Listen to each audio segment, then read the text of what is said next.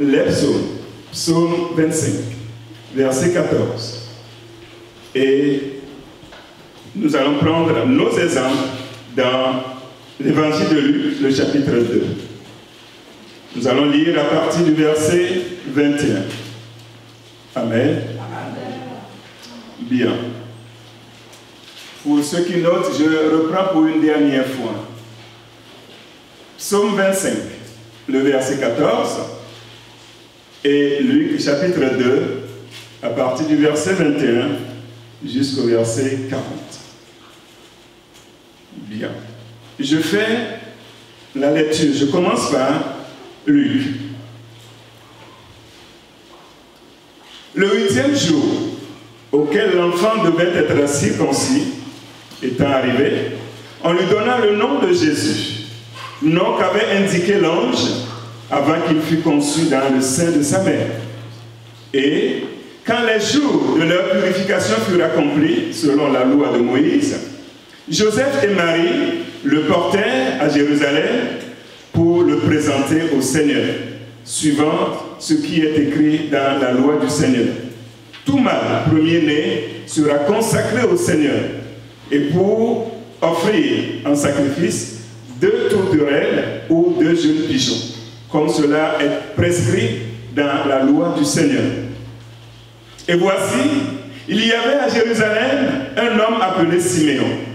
Cet homme était juste et pieux.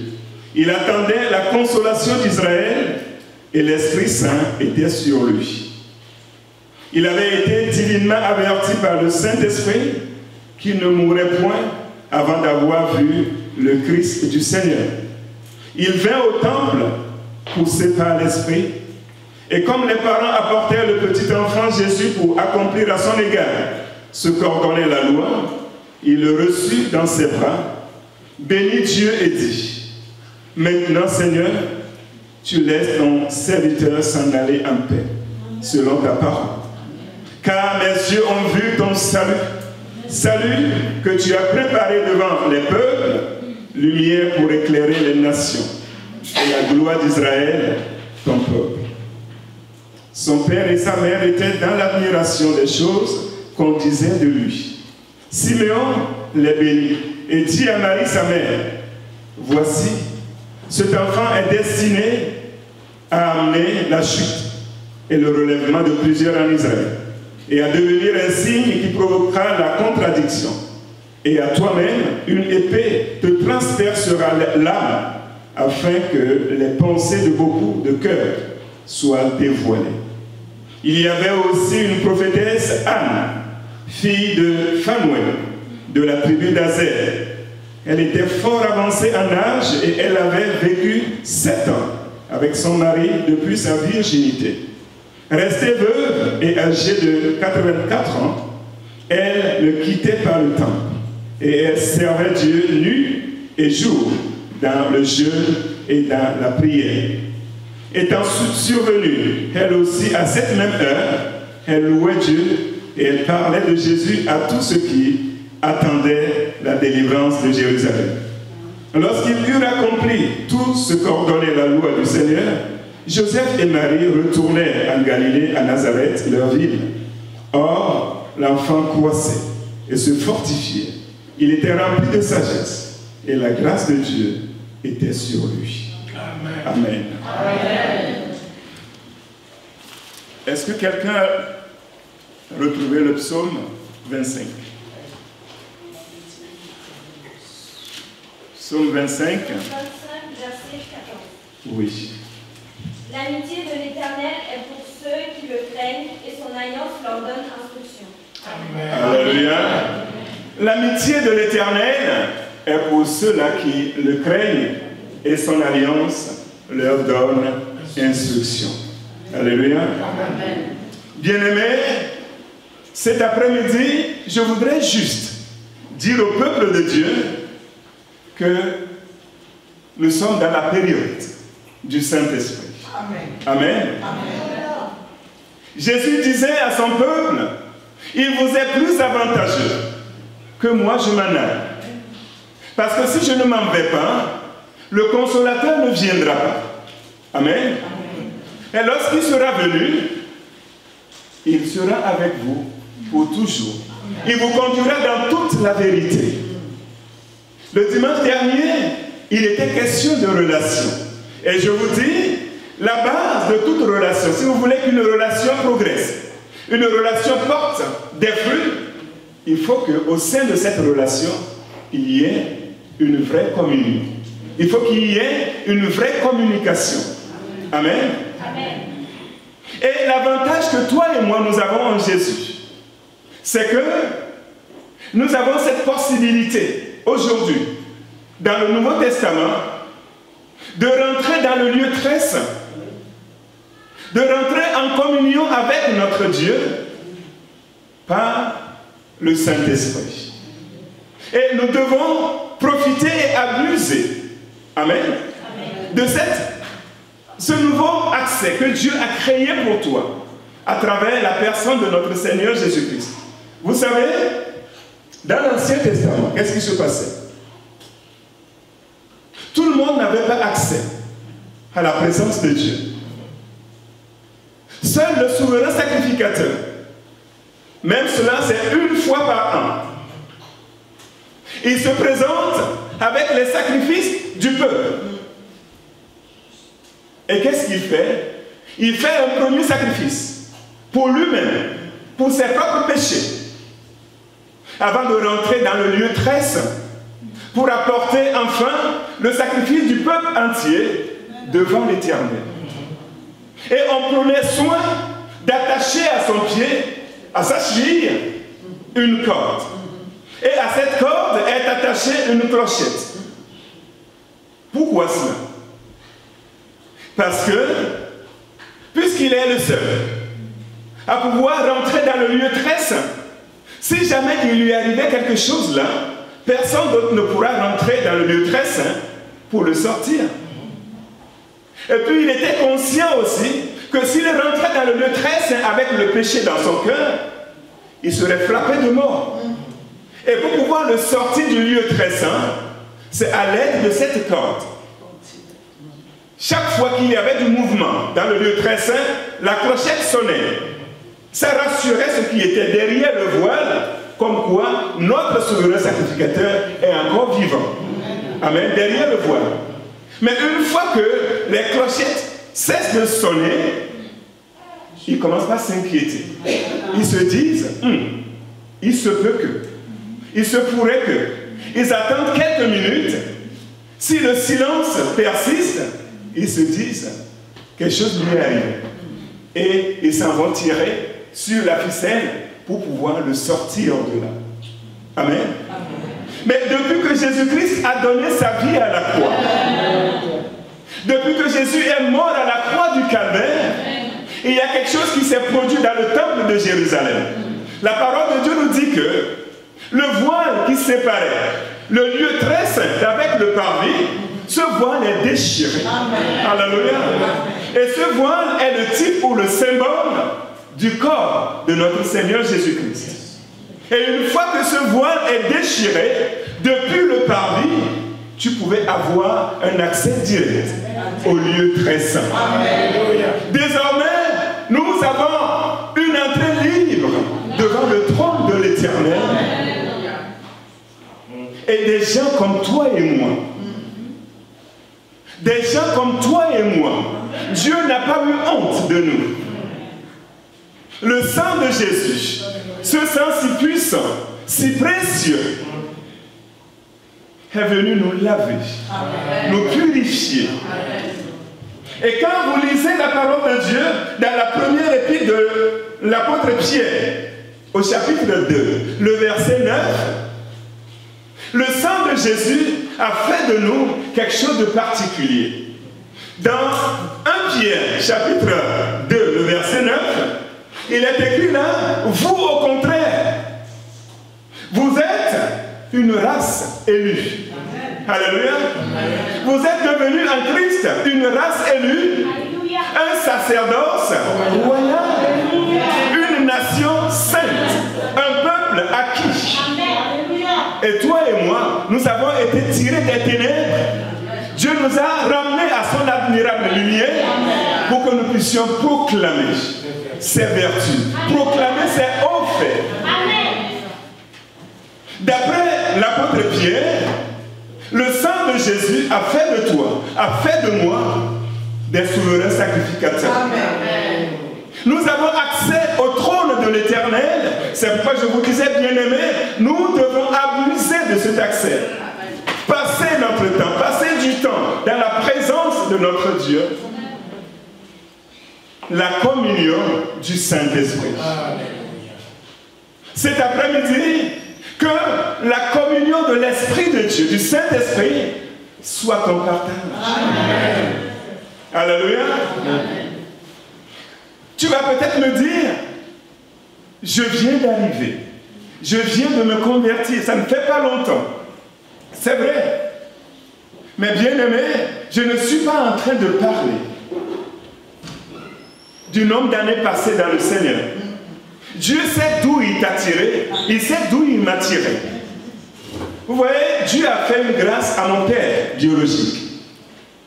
Il s'est donné au Seigneur et le premier jour où on lui a imposé les mains, il a été baptisé dans le Saint-Esprit. Il a commencé par parler en langue le tout premier jour. Parce que Dieu savait d'où il a tiré ce monsieur. Et il savait aussi la mission, l'appel qu'il avait pour lui. Et ce monsieur n'a pas attendu des années avant de comprendre l'appel de Dieu sur sa vie. Il s'est levé, poussé par le Saint-Esprit. Il nous a dit, je m'en vais m'installer au village. Il est allé s'installer au village. Et il est devenu rapidement le plus grand évangéliste que le village n'ait jamais connu. Amen. Amen. Quand vous allez au village, la plus grande église de l'Assemblée de Dieu dans le village a vu naissance sur le témoignage de ce monsieur. Parce qu'il était habité, rempli par le Saint-Esprit. L'amitié du Seigneur, l'amitié du Saint-Esprit est pour ceux-là qui le craignent et son alliance nous pousse dans l'instruction. L'alliance avec le Seigneur nous instruit. Et Dieu a besoin de confidents. Alléluia. Amen. Dieu veut se confier à quelqu'un. Dieu veut pouvoir dialoguer avec quelqu'un. Dieu veut pouvoir partager avec quelqu'un. Et Dieu a des choses extraordinaires. Invoque-moi et je te répondrai. Je te dirai des choses cachées que tu ne connais pas. Est-ce que quelqu'un veut rentrer en alliance avec ce Dieu? Est-ce que quelqu'un veut rentrer en amitié avec ce Dieu? L'amitié du Seigneur est pour ceux-là qui le craignent. À son serviteur Abraham, Dieu va dire, est-ce que je peux cacher quelque chose à mon serviteur Abraham? Abraham est un être humain comme toi et moi. Il est né de femme comme toi et moi. Mais le Dieu Tout-Puissant est en train de se dire, est-ce que moi, Dieu, je cacherai quelque chose à mon serviteur Abraham? Et Jésus dira, je ne vous appellerai plus mes serviteurs, parce que le serviteur ne sait pas ce que fait son maître. Mais désormais, je vous appellerai amis, parce que je vous ai dit tout ce que j'ai reçu de mon Père. Amen. Amen. Dieu veut rentrer en amitié avec quelqu'un. Dieu veut se révéler à quelqu'un. Amen. Amen. Et l'amitié de l'Éternel est pour ceux-là qui le craignent. Et son alliance leur donne instruction. Alléluia. Dieu ne fait rien sans l'avoir au préalable révélé à ses serviteurs. Vous voyez? Nous avons lu un passage dans l'évangile de Luc. Et dans ce passage, je vais vous parler de deux hommes extraordinaires. Deux personnages vraiment extraordinaires. La scène décrite ici s'est passée dans le temple de Jérusalem. Jésus-Christ avait à peu près 1 mois et demi. Il a été ramené au temple pour être consacré à Dieu d'après la loi de Moïse. Je profite au passage pour dire que d'après la parole de Dieu et au sein de cette église, nous ne baptisons pas les enfants. Amen. Jésus a dit, laissez venir à moi les petits enfants et ne les empêchez pas. Car le royaume des cieux est pour ceux qui les ressemblent. Et quand on a apporté les enfants, Jésus les prit dans ses bras et les bénit. Amen.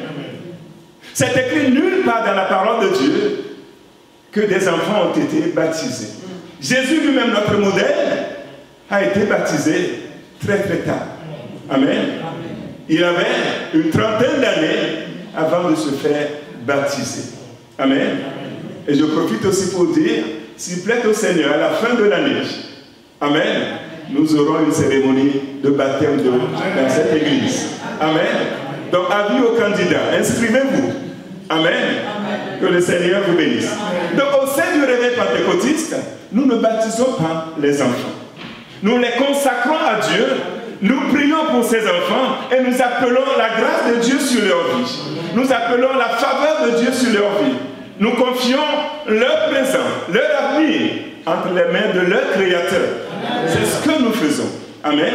Une fois que ces enfants auraient grandi, une fois qu'ils sont capables de faire la différence entre le bien et le mal, une fois qu'ils aient choisi volontairement de consacrer leur cœur, leur vie au Seigneur Jésus-Christ, de faire de lui leur seul Maître et Seigneur, nous prions pour eux. Nous les aidons à confesser le nom de Jésus. Et après, nous les baptisons dans l'eau. Amen. Et Dieu leur fait grâce, les remplit du Saint-Esprit et ils sont prêts pour servir le Seigneur. Amen. Donc Jésus-Christ a été ramené au temple pour être consacré. Et la parole de Dieu nous dit que pendant que ses parents l'ont apporté au temple, il avait ramené Jésus. Et à partir du verset 25, on nous dit, et voici, il y avait à Jérusalem un homme appelé Siméon. Cet homme était juste et pieux. Il attendait la consolation d'Israël et l'Esprit Saint était sur lui. Il avait été divinement averti par le Saint-Esprit qu'il ne mourrait point avant d'avoir vu le Christ du Seigneur. Il vint au temple poussé par le Saint-Esprit. Alléluia. Il vint au temple poussé par le Saint-Esprit. Cet après-midi, que l'Esprit de Dieu repose sur ta vie. Amen. Ma prière est que chaque fois que tu viens dans la maison de Dieu, il faut que ce soit poussé par l'Esprit de Dieu. Il faut que ta présence fasse du bien à quelqu'un. Il faut que la joie du Saint-Esprit qui est en toi puisse être communicative. Alléluia. Puisse guérir l'âme de quelqu'un. Même ton silence dans la maison de Dieu. Parce que tu es rempli du Saint-Esprit, que ton silence fasse du bien à quelqu'un. Alléluia. Siméon vint au temple poussé par le Saint-Esprit. On nous dit qu'il était en amitié avec l'Esprit de Dieu. Parce que la Bible nous dit qu'il avait été divinement averti que le jour-là, alléluia, ce que Dieu lui avait promis s'accomplirait. Alléluia. Et puis ce monsieur est décrit, on a parlé de lui comme étant juste et pieux. Alléluia. Ce vieillard est décrit dans la parole de Dieu comme étant juste, comme étant pieux.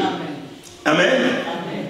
Et quand j'ai fouillé un peu, j'ai fait un peu de recherche, le mot juste, le mot grec qui est traduit par juste ici, veut au fait dire droit. Amen.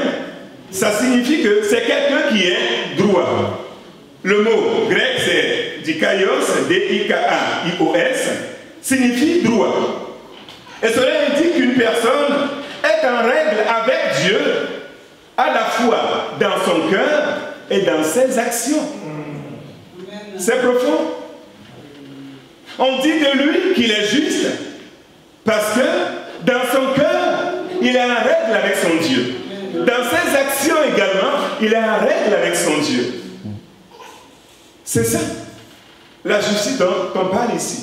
Et ça veut dire que ce monsieur est intègre. Il y a eu un secret pendant longtemps entre lui et son Dieu. Amen. Dieu s'est confié à Siméon. Dieu a confié un secret à Siméon. Parce que ce monsieur, je suis sûr que dans sa jeunesse, pendant toute sa vie, il a servi son Dieu avec crainte, avec fidélité. Il a été toujours en communion avec le Saint-Esprit. Et Dieu a fait de lui son ami. Dieu a fait de lui son confident. Et Dieu lui a dit, j'ai vu ton cœur. Je sais que tu te mets en souci pour le peuple d'Israël. Tu as vu la dépravation. Tu as vu le fait que ce peuple s'enfonce dans le péché. Et ton cœur est troublé au-dedans de toi. J'ai vu ce cœur. Et je vais te dire un truc. Tu ne mourras pas. Je ne te rappellerai jamais de ce monde tant que tes yeux n'aient vu le salut d'Israël. Sans que tes yeux n'aient vu le Saint d'Israël. Ça, c'est fort comme confidence. Et c'est une preuve que ce vieillard a vraiment gagné l'amitié de son Dieu. Et Dieu a pu lui confier un si grand secret. Tu ne mourras pas. Tu as beaucoup prié, tu as beaucoup jeûné, parce que c'est ce que la Bible nous dit, qu'il passait sa vie à jeûner, à prier pour le salut d'Israël. Et Dieu a dit, mon fils, mon serviteur, je vais te donner un gage. Je vais te donner une garantie de l'exaucement de ta prière.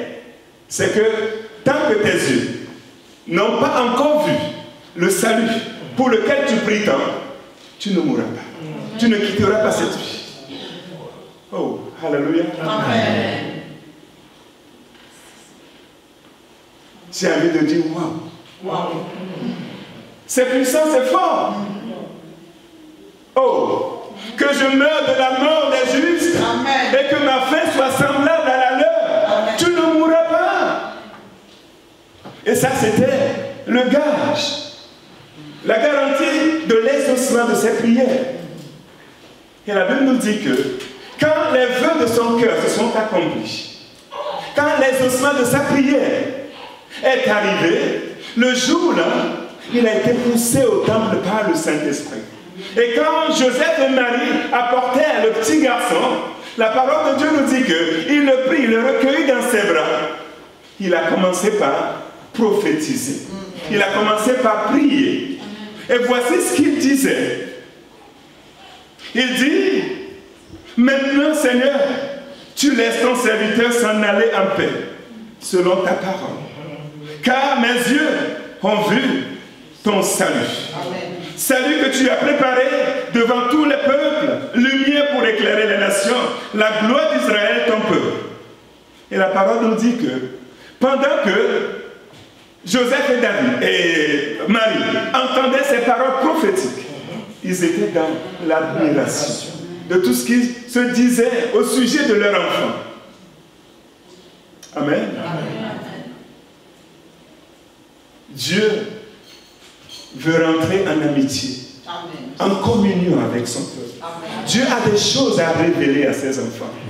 Cacherai-je ce que je veux faire à mon serviteur Abraham? L'amitié de l'Éternel est pour ceux qui le craignent, et son alliance leur donne instruction. Dieu veut te plonger dans sa présence. Amen. N'écoute pas ceux-là qui te disent, nous, on est nés dans cette église. Notre cordon ombilical a été coulé dans la fondation de ce temple. Ne les écoute pas. Ils ont des témoignages qui datent de 1787. Ne les écoute pas. que tu viens d'arriver ou pas, confie-toi à l'Esprit de Dieu. Invoque l'Éternel ton Dieu et dis, je te répondrai. Nous servons un Dieu qui entend. Nous servons un Dieu qui parle. Alléluia. Invoque-moi et je te répondrai. Des choses cachées que tu ne connais pas, moi Dieu, je vais te les révéler. Alléluia. La communion du Saint-Esprit. C'est indispensable. Les apôtres ont très vite compris cela. Une fois que Jésus a connu son ascension, il est parti au ciel. De là-bas, ça s'appelle la montagne des Oliviers. Dès qu'ils sont descendus de cette montagne, c'est direct au centre de Jérusalem. Ils ont grimpé, ils sont montés dans la chambre haute pour aller prier. Une dizaine de jours, en train de supplier Dieu pour que sa promesse s'accomplisse dans leur vie. Et le jour de Pentecôte, alléluia, ce que le Père a promis s'est accompli. Ils étaient remplis du Saint-Esprit. Ils prophétisèrent, ils prièrent en langue. Et les dons du Saint-Esprit remplirent leur vie. Alléluia. Et toute leur existence, toute leur vie a été transformée. Peut-être que tu es là, tu te bats de tes propres forces pour vaincre le péché. Tu te bats de tes propres forces pour pouvoir prendre la main, le dessus, sur un trait de caractère. Tu te lèves aujourd'hui, demain tu retombes dans le même péché le plus souvent. Ça, le fait que tu utilises ta propre force, c'est ce que la religion peut te donner. La religion te dira, voici une liste de 36 choses à faire pour être sauvé. Voici une liste de 36 autres choses à ne pas faire. Mais le Saint-Esprit, il crée en toi. L'Esprit de Dieu va créer en toi le dégoût du péché. Il va détruire en toi ce trait de caractère. Il te donne le pouvoir de dire non au péché. Amen. Mais si tu crois que c'est de tes propres forces, avec cette chair, que tu vas renverser la tendance sur le péché, tu te trompes.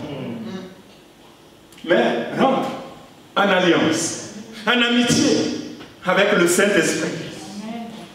Et tu vas passer. Parce que dès que nous venons à Jésus, l'Esprit de Dieu dépose ce que nous appelons les prémices de l'Esprit. Les arts du Saint-Esprit.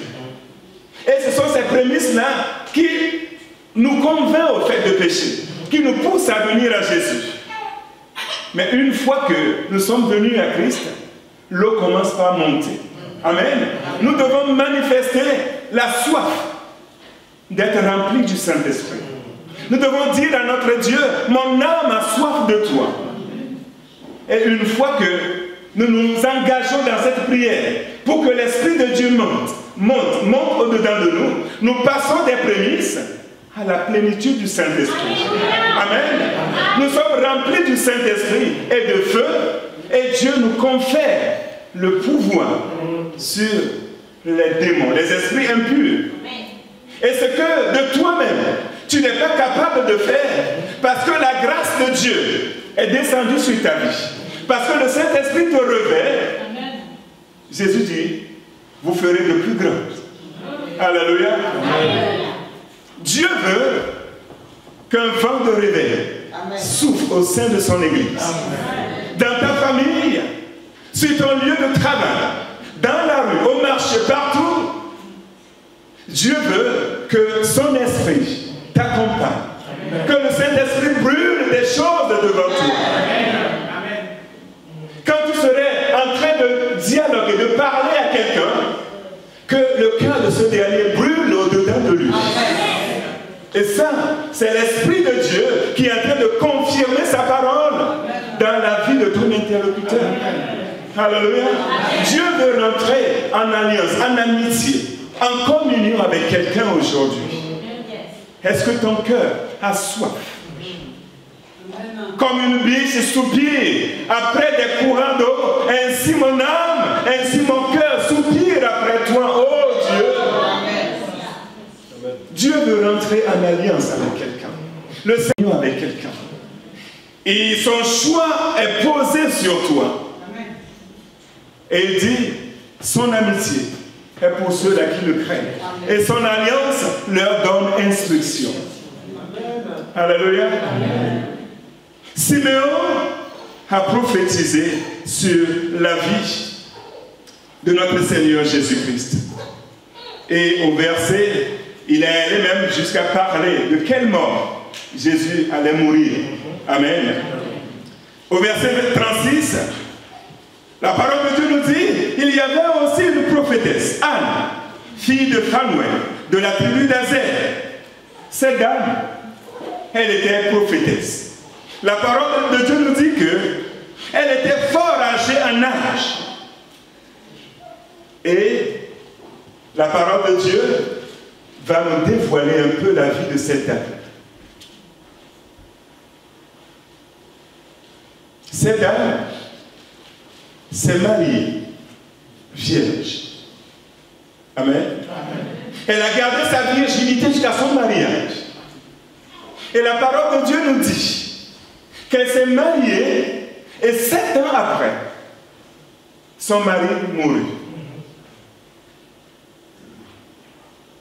Et elle a pris une décision catégorique, poussée par le Saint-Esprit.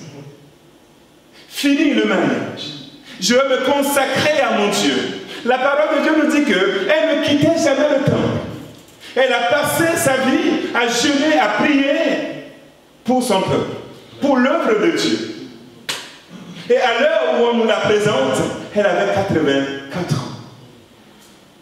Bien-aimée, Jésus a raison. Il vous est plus avantageux que je m'en aille. Sans l'Esprit de Dieu dans ta vie, si cette dame n'était pas conduite, n'était pas dirigée par le Saint-Esprit, imaginez quelqu'un qui s'est mis à part, rempli de la crainte de Dieu. Elle n'a pas souillé son corps. Elle n'a pas joué avec sa virginité. Elle s'est gardée pure jusqu'au mariage. Et elle a joui de son mariage que pendant 7 ans. Ça suffit pour que quelqu'un maudisse Dieu. Ça suffit pour que quelqu'un se mette à profaner le nom de l'Éternel. Quel est ce Dieu? Je lui ai sacrifié ma virginité. Je n'ai pas eu une jeunesse normale comme tous les jeunes de mon âge.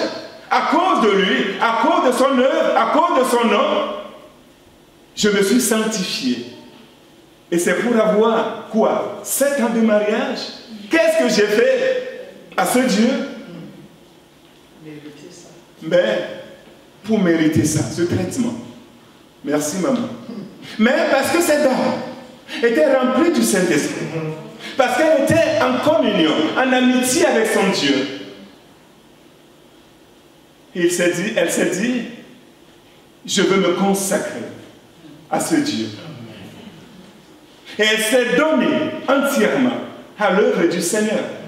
Et la parole de Dieu nous dit que lorsque Siméon avait le petit enfant Jésus dans les bras, elle aussi était poussée par le Saint-Esprit et elle vint au temple à l'heure même.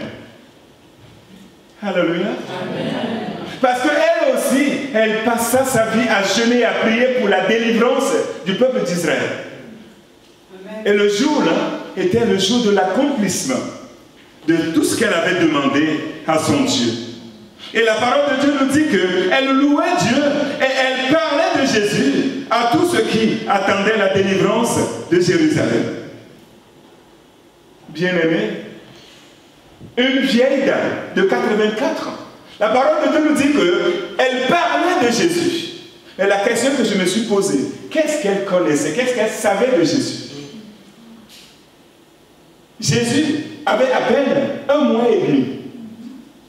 Une vieille dame de 84 ans, la parole de Dieu nous dit qu'elle parlait de Jésus-Christ. Les deux se sont connus où? Elle a rencontré Jésus où? Oh, la communion du Saint-Esprit. Elle a reçu des révélations. au sujet de la personne de notre Seigneur Jésus-Christ. Et elle communiquait ce que le Saint-Esprit lui disait. Alléluia. Dieu veut se servir des vases que vous êtes. Amen. Le Saint-Esprit veut venir habiter votre corps qui est son temple. L'Esprit de Dieu veut venir faire de toi un vase, un instrument à la gloire de son nom. Amen. Est-ce que dans cet après-midi, est-ce qu'il y a des cœurs disposés, des cœurs qui veulent se consacrer au Dieu très haut, au milieu de cette génération perverse? Dieu a besoin des vases. Amen. Des gens qui se mettent en peine pour le salut de ce monde. L'amitié du Saint-Esprit est pour ceux-là qui le craignent. Et son alliance leur donne instruction. Amen. Le Saint-Esprit veut t'instruire, veut te communiquer des choses cachées dans la parole de Dieu.